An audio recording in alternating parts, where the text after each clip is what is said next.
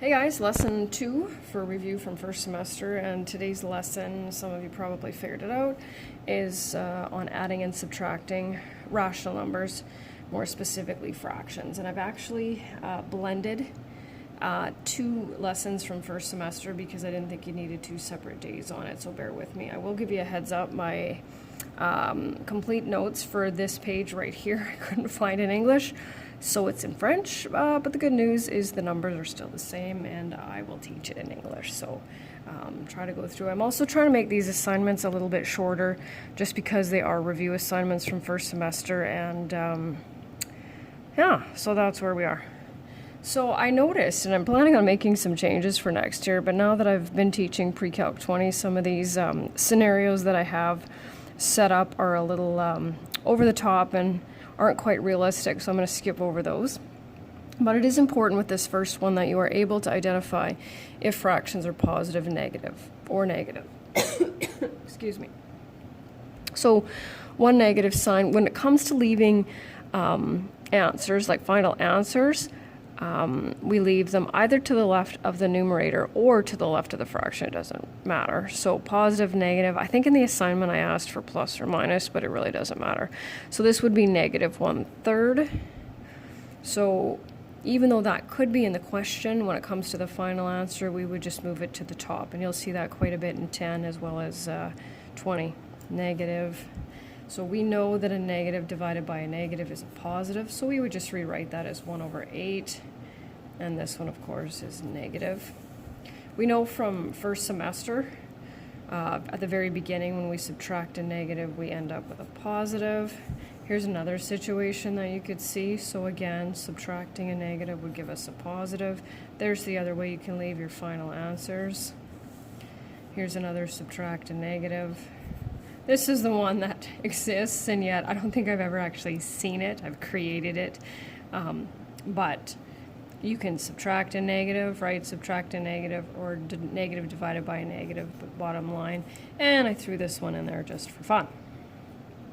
So what I have is I have a couple of screens, and I'm definitely not going to do all these questions, but I do want to stress the importance of being able to add, subtract, multiply, and divide without a calculator. And I debated showing you something from Pre-Calc 20, but I'll just tell you that there are variables. When you add fractions in Pre-Calc 20, there are variables in there, and so your calculator, as you can probably imagine, is not going to be very helpful. So even though I believe you can type that into your calculator and get the right answer, it's that process that's very, very important when it comes to the higher levels of math, should you choose that pathway. So what I'll do here is just kind of, this one's in English, by the way, in the answer key as well.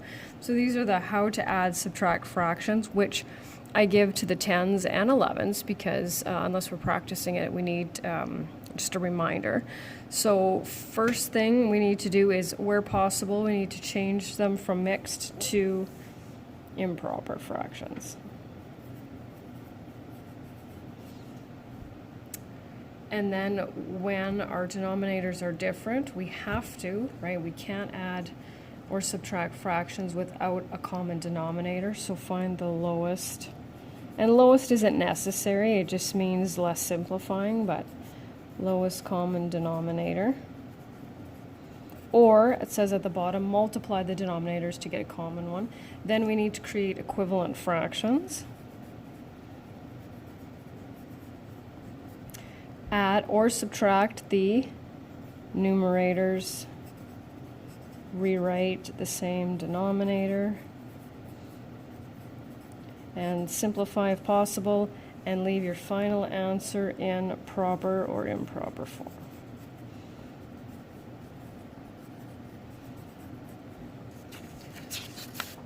I think I'll just start here. It doesn't really matter. I'm kind of going all over the place. So this is a page from the very first one that I did. So my steps are very specific, and they will be in Foundations and Pre-Calculus 10 as well. So add or subtract, and here's the important one, and I don't think many teachers do this. Don't forget to show the step where the fractions change to a common denominator. Leave final answers in simplified, proper, or improper form. So clearly not the same number. Our lowest common denominator will be 10, right? So that's the smallest number that's divisible with both of these. So creating equivalent fractions, and here's my $1,000,000 question that I really push in semester 1. By what do I need to multiply this fraction in order for it to have a common denominator of 10? Right? And I know from elementary school students always say 2, but it's not 2, right? Because we multiply the numerator by 2, and that's the step that I'm saying. Show me that step. And I might, at the very end, just kind of give you a little bit of an idea of what it looks like in Foundations 10. Not to freak you out, but just so that you have a good understanding. Because if you understand this, it won't matter what I put in there. You'll have all the pieces you need, and you'll be able to add the more complicated fractions. So then we have add the numerators, keep the denominator the same, and simplify. There you go. I think I'm just going to skip over here. I know it's not necessary. I'm going to do a few, but I know I don't need to do all of them. So first step is change to improper. So that's 8 times 1 is 8 plus 1 is 9. So here's an example where you can multiply the 12 and the 8 and work with 96 if you want, but that's a pretty large number. But it's definitely not the smallest number that divides evenly into 12 and 8. That would be 24. So if you can figure that out, it's just a lot easier. And so this is the important step, right? I need to multiply this one by 3 over 3. And it is 1, because we're not changing it, right? And this by 2 over 2. So then we have 10 and 27. Add the numerators. Keep the denominator the same. And there we go. And I'm just going to do a couple of the maybe slightly more complicated ones here. Let's see, what do we got here? I'm going to do... Oh, yep. Okay, so I'm going to skip this one. And I'm going to skip this one over here, so I'm just going to do these two. And I have them set up there, so this is normally where I would kind of turn you loose on that, right? So sometimes they do look a little bit funny, but when we know that it's a negative fraction, right, we're just going to move that negative up top. Because if you leave it down here, it becomes impossible to figure out a common denominator, and you can try it, but more often than not, students will end up with the incorrect answer. And that's what the calculator's for. I've given you answers for the assignment, of course, but that's the calculator's there for you to check. So lowest common denominator from those two would be 30. So then we have 5 over 5 and 6 over 6. And notice how I'm not rewriting it. I'm not looking for you guys to, have a whole bunch of extra steps, but just to really understand the process. Negative 6 over 30 plus negative 25 over 30. Of course, way back, adding integers. So adding 2 negatives. And final answer there.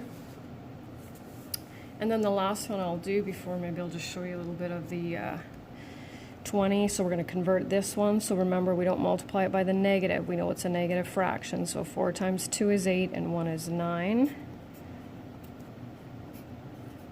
So 6 times 4 is 24, but that's not our lowest common denominator. Our lowest would be 12.